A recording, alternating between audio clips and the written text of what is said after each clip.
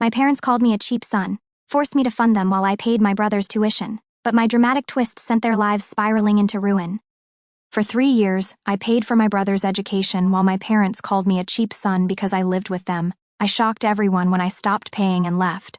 I still remember the exact moment I realized I was being used. It wasn't a dramatic argument or a major betrayal, just an offhand remark from my brother Kevin, as I handed him cash for books. "Why do I always have to ask you for this stuff?" he said, rolling his eyes. "If you know I need it, just give it to me." For 3 years, I had paid for Kevin's college tuition, books, and just about everything else he needed. I even bought him an old pickup truck when I saw him walking to campus one day. I thought he'd be grateful, but instead, he acted like I'd insulted him. "How come you get to drive a nice car and I get this junk?" he complained. I didn't say anything, but inside it hurt. Here's the thing. I never owed Kevin anything. My parents weren't struggling, they just didn't want to stretch their budget to support 2 kids. I had gotten a good job out of college and was living at home to save money. It seemed practical at first, but over time it became clear that my parents saw me as their personal ATM. They called me cheap because I didn't want to spend money on things I didn't need, fancy vacations, new gadgets, but they had no problem asking me for hundreds, sometimes thousands, to cover Kevin's expenses. "You're the older brother," my mother would say. "It's your responsibility to help him out." My dad would chime in, "You live here rent-free. Don't you think it's time you gave something back?" But here's the kicker. They kept hinting that it was time for me to move out. "A man your age shouldn't be living with his parents," they'd say one day, and the next, they'd ask for help with groceries, the electric bill, or fixing something around the house. It was a never-ending cycle. For 3 years, I kept my mouth shut and gave them what they wanted. I told myself that was what families did. But the more I gave, the less I felt like a son or a brother. I felt like a bank. The breaking point didn't come all at once. It was more like a slow buildup that finally reached its limit. I began to notice little things that made me feel, well, used. Kevin never thanked me for anything. Not for paying his tuition, not for the pickup truck, and certainly not for the clothes and gadgets I had bought him over the years. If anything, he acted like it was his birthright. When he wasn't complaining about the truck being too old, he was bitching about how his friends got to go on spring break trips or had the latest cell phones. My parents weren't any better. They were always quick to praise Kevin for his grades or how hard he was trying, but when it came to me, it was mostly criticism. "You're getting older. Don't you think it's time you got your own place? Or you work all the time, but what are you really doing with your life?" It was like they didn't see all the sacrifices I was making to support them and Kevin. The worst part, they made me feel like I owed them something. Every time I tried to talk about how I felt, they'd shut me down. "We're family. Family helps each other," my mother would say, as if that was the end of the conversation. But one night, I couldn't hold it in anymore. I was scrolling through Reddit, venting about my situation in a post, when I got a response that hit me like a ton of bricks. "Why do you set yourself on fire to keep them warm?" I stared at that sentence for a long time. It summed up everything I felt. I had worked myself into the ground, paid for everything, and what did I get in return? Nothing but complaints, guilt, and this overwhelming feeling that I wasn't doing enough. The post blew up, and the responses were eye-opening. People told me I wasn't crazy for feeling the way I did. They pointed out how toxic my family's behavior was, and that it was okay to set boundaries. For the first time, I felt like I wasn't alone. The next day, I decided that things had to change. After that Reddit post, I couldn't stop thinking about what people had said. Words like boundaries, self-respect, and toxic family dynamics kept swirling around in my head.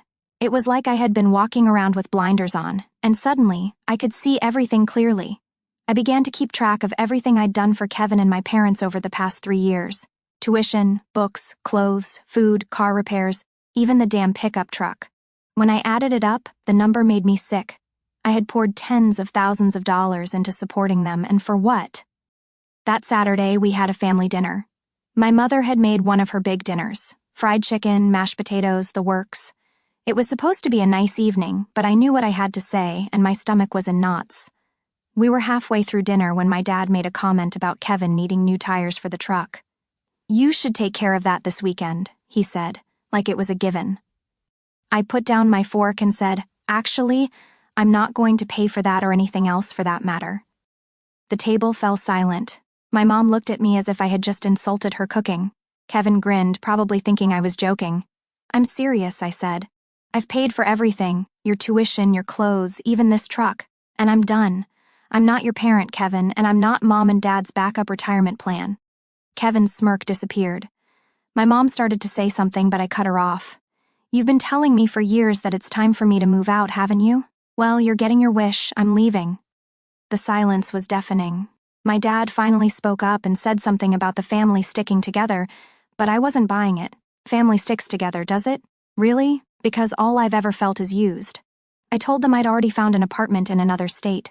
My lease started the next month. I didn't ask for their permission or blessing. I just let them know. The moment I said I was leaving, everything exploded. My mom launched into a speech about how ungrateful I was for everything they'd done for me.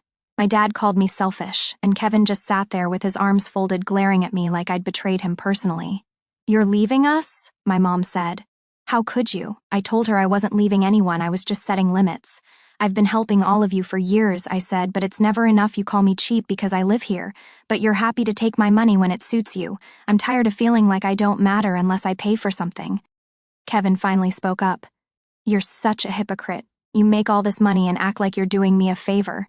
It's your duty as my brother to help me. I stared at him, stunned. My duty, Kevin? I paid for your entire education. I bought you a truck so you wouldn't have to walk. I paid for things that Mom and Dad should have paid for, and you think this is my duty? I don't owe you anything. That set him off. He started ranting about how I thought I was better than him because I had a good job and how I should have bought him a decent car if I was going to buy one at all. I couldn't believe what I was hearing. My dad jumped in and said I shouldn't talk to Kevin like that, but I wouldn't let him. You've been enabling this attitude for years, I said. You made me feel like I had to step in because you didn't want to. Well, guess what? I'm done playing that role. I got up and walked away from the table. My mom was crying, my dad was seething, and Kevin was muttering under his breath. But I didn't care. I went to my room, closed the door, and started packing. I slept better that night than I had in years. The days after that dinner were tense. My parents barely spoke to me, and when they did, it was to try to guilt me into reconsidering. Kevin acted like I didn't exist, stomping around the house and slamming doors whenever I was in the room. I ignored it all. I spent my evenings packing my things and finalizing the details of my move. I'd found a job in another state, a smaller city with a lower cost of living, and an apartment that felt like a fresh start. One night, my mother cornered me in the kitchen. Are you really going to leave us like this? She asked. What are we going to do without your help? It was hard to keep my voice calm. You'll be fine, I said. You managed before I started helping, and you'll manage again. I'm not in charge of this family's finances. She shook her head as if I was being unreasonable. It's not about money, she said. It's about family. You're turning your back on us. I didn't argue. I'd learned there was no point in trying to explain myself. They didn't want to hear it. They just wanted me to keep playing my role as the dutiful son, no questions asked. When moving day finally came, I packed up my car, said a quick goodbye, and left. My mom was crying, my dad barely looked at me, and Kevin didn't even come out of his room. Driving away felt surreal. For the first time in years, I felt like I could breathe. I had spent so much of my life putting their needs before my own that I didn't even know what my life looked like anymore, but I was determined to find out. Moving to a new state felt like a step into the unknown. But it was also liberating. My new apartment wasn't anything fancy, just a one-bedroom with mismatched furniture I'd picked up at thrift stores, but it was mine. For the first time in years, I felt like I was building something for myself instead of for everyone else. The first week was weird. I'd wake up expecting to hear my mom knocking on my door, or Kevin barging in to ask for money.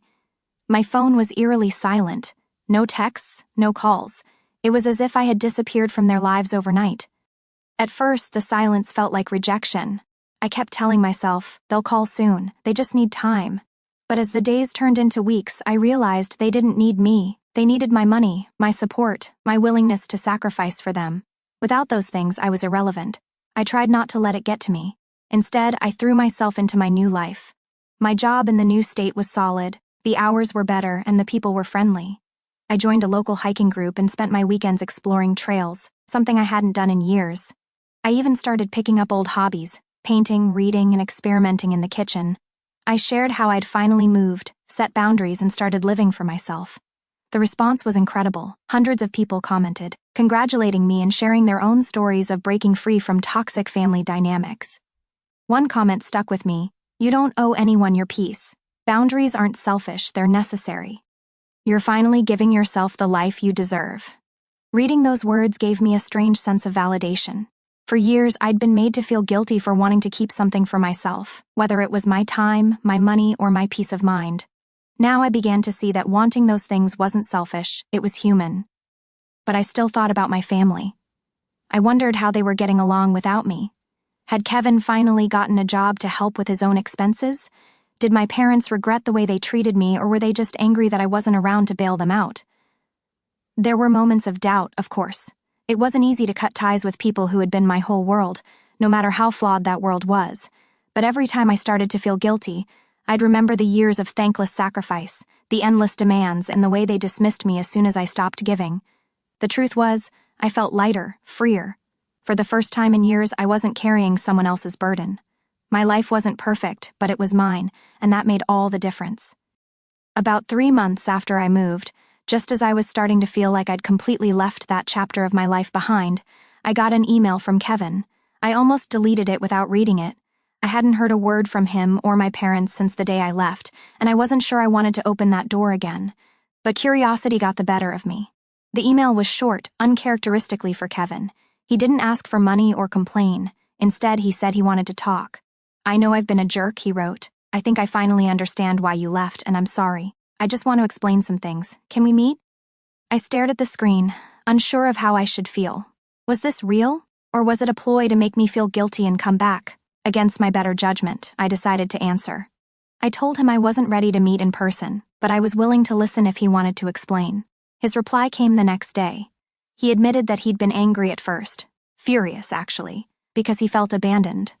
But after I left, things changed. My parents, he said, had started pressuring him to pick up where I left off. They wanted him to get a part-time job to help with the bills, even though he was still in school. "They told me it was my responsibility now," he wrote. "I guess I didn't realize how much you were doing until I had to deal with it myself." He went on to describe how hard it had been to juggle classes and work, how my parents had started guilt-tripping him the same way they had guilt-tripped me. "I used to think you had it easy because you had a good job," he said, "but now I see how much they leaned on you. I don't know how you put up with it for so long." It was the closest thing to an apology I'd ever gotten from Kevin. But the most surprising part came at the end of his email. "I don't think I can stay here either. I've been saving up, and as soon as I can, I'm leaving too. I just wanted to say thank you for everything you've done for me, even though I didn't appreciate it at the time."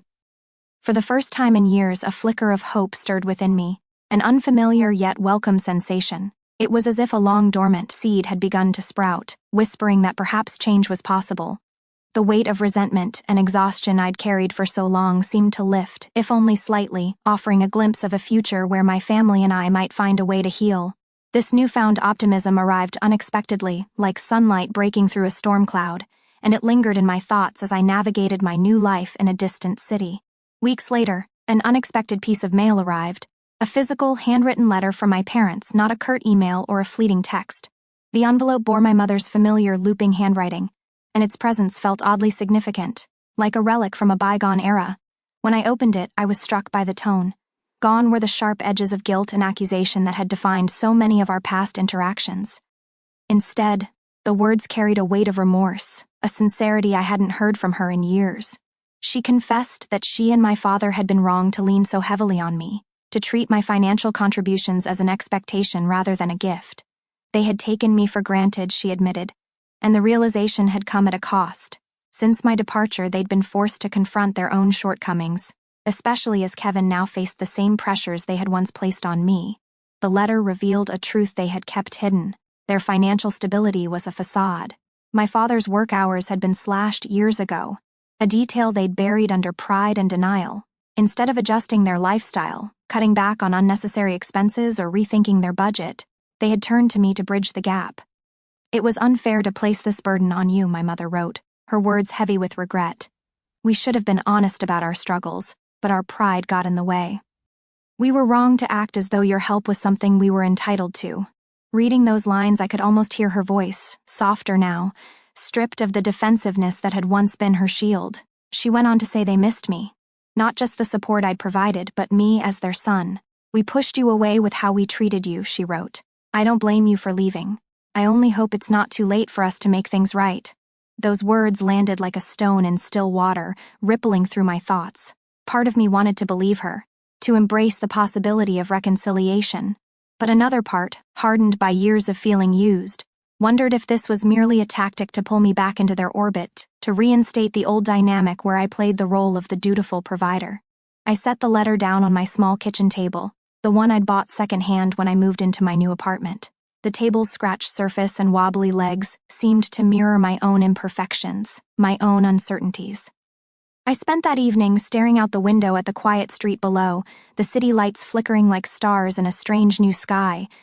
My new life was simple, uncluttered by the demands of my family, but it was also uncharted. The letter had stirred something in me, a mix of longing and caution. Could I trust this newfound remorse? Or was it just another chapter in the same tired story? A week later, my phone rang, displaying my father's name. I hesitated, my thumb hovering over the screen. Part of me wanted to let it go to voicemail, to keep the distance I'd worked so hard to establish. But something, perhaps that fragile spark of hope, urged me to answer. His voice was different, not the gruff, commanding tone I was used to. He sounded awkward, almost nervous, stumbling over his words as if they were unfamiliar to him. "I know I haven't been the best father," he said, his voice low and halting. "I pushed you too hard, took too much from you, and didn't say thank you enough. I can't undo the past, but I want to try to make things better." It was the first real conversation we'd had in years, unmarred by demands or expectations. For once, he spoke to me not as a son who owed him something, but as a person with his own life, his own struggles. I could hear the effort in his voice, the weight of his regret. It wasn't polished or rehearsed, and that rawness made it feel genuine. As we talked, I found myself picturing him in the living room of our old house, sitting in his worn-out armchair, the one he'd always claimed as his own. The image brought a pang of nostalgia, but also a reminder of the distance, both physical and emotional, that now separated us.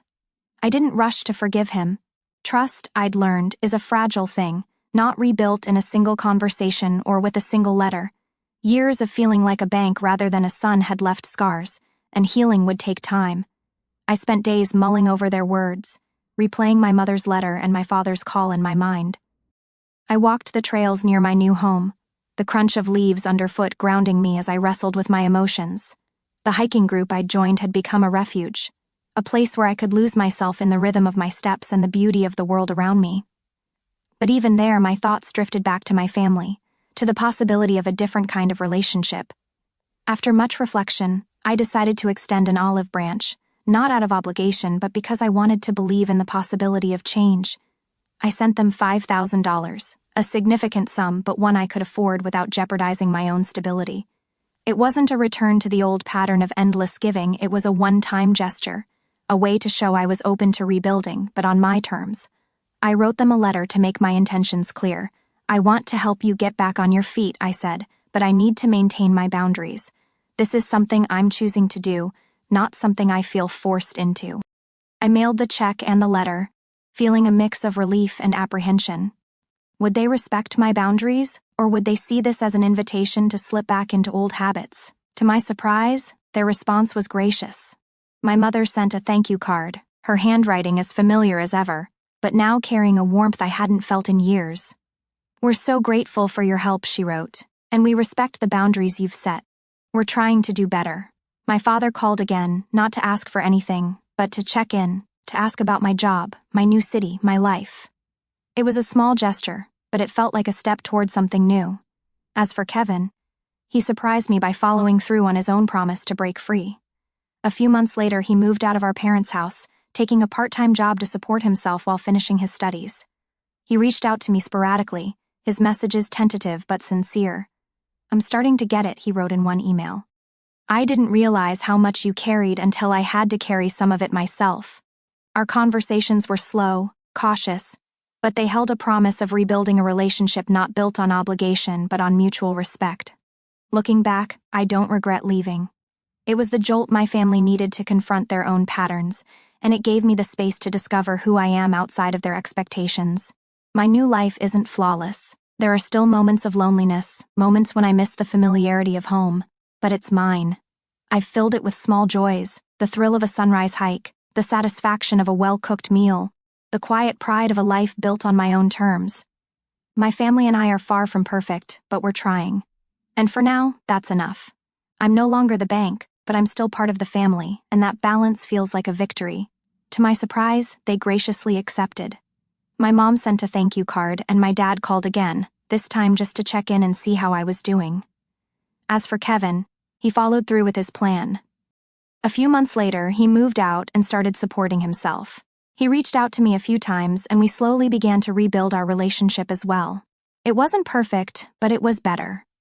In the end, I didn't regret leaving. It was the wake-up call my family needed, and it gave me a chance to finally live my own life. I still have boundaries, but I don't carry the weight of everyone else's expectations. For the first time in years, I feel like I'm part of a family, not a bank.